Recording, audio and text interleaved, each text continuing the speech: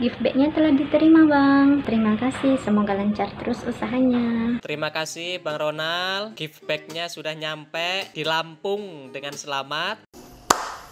Halo guys, ketemu lagi sama gue Ronald di channel Tukang Emas. Hari ini kita mau update harga lagi tanggal 19 November tahun 2020. Oke, kita ngelihat bareng-bareng harga emasnya itu sebetulnya ya masih bolak-balik belum menentukan arah.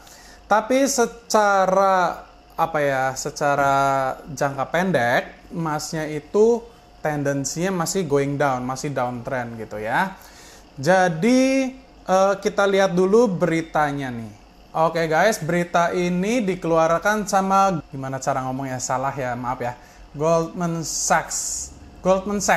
Jadi di berita ini mereka bilang bahwa meskipun sekarang emasnya lagi turun, tapi mereka memprediksi bahwa emas akan naik 22%. Berarti kalau 22% sekarang di angka 1.800-an, berarti di angka berapa? 2.200-an mungkin ya.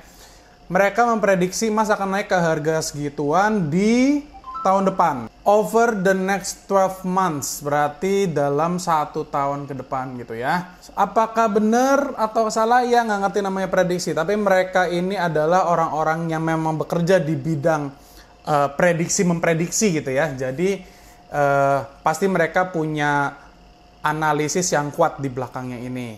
Oke, kita langsung lihat harga Kim hari ini. Harga Kim hari ini berada di angka 850.000 per gram. Harga Antam Price 1 gram berada di angka Rp1.045.000, meskipun di pasaran tetap di atas harga ini karena ketersediaan barangnya sedang susah.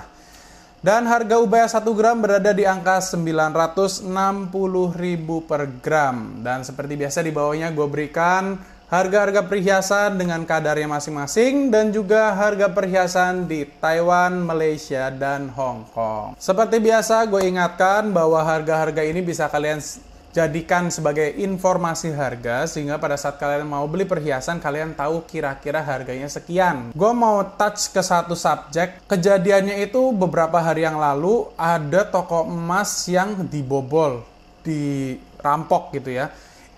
Kita sekalian lihat klipnya. Nah, kita bisa ngelihat kalau sekarang perampok itu nggak bekerja di malam hari. Mereka siang hari itu berani masuk, jebol kaca. Kerugiannya ya, itu kalau saya nggak salah 30 mayam. 30 mayam itu kira-kira 100 graman. Nah, ini sudah gua konfirmasi juga kepada salah satu subscriber kita yang memang memiliki toko emas di Banda Aceh ya, Bang Jal ya.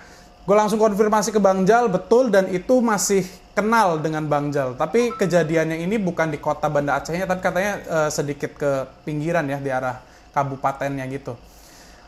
Ya, semoga bisa balik, semoga, ya gue harap pelakunya semoga bisa tertangkap dan toko emas Amin ini bisa mengurangi kerugian lah ya seenggaknya ya.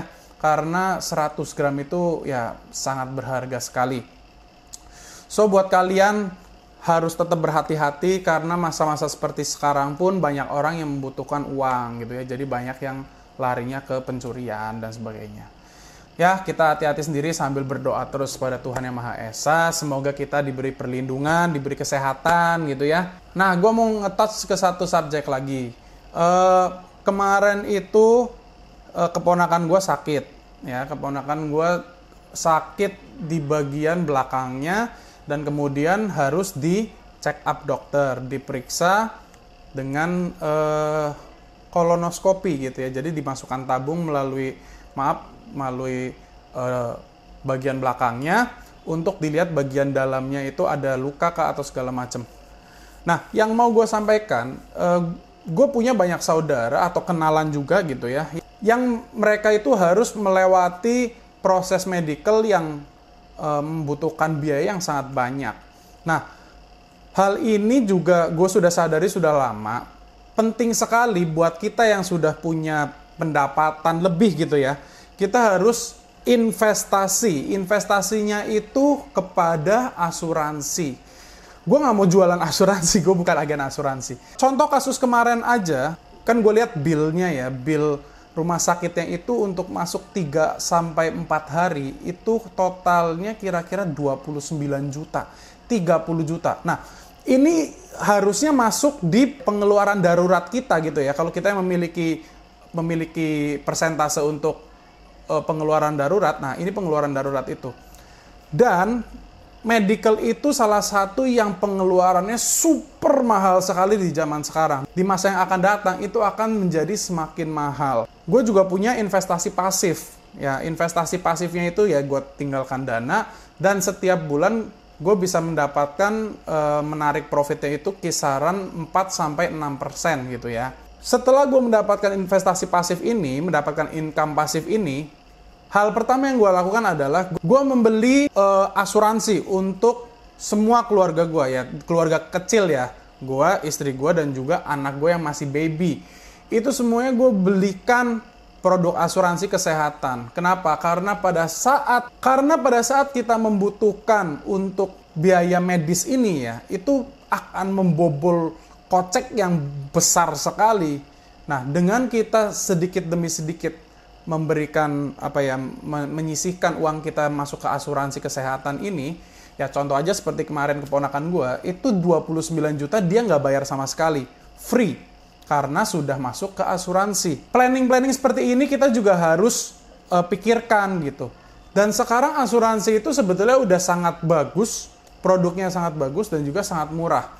Nah, ini buat kalian yang belum punya, gue juga saran, monggo silahkan dicoba dilihat bagian asuransi kesehatan ini. Karena kalau misalkan kalian tidak mempersiapkan untuk hal ini, pada saat itu dibutuhkan, itu akan bikin kantong kita kebakaran sekali gitu ya. Nah, jadi investasi atau hasil pasif income gue pun, gue langsung belikan produk kesehatan. Karena apa? Karena itu sangat penting.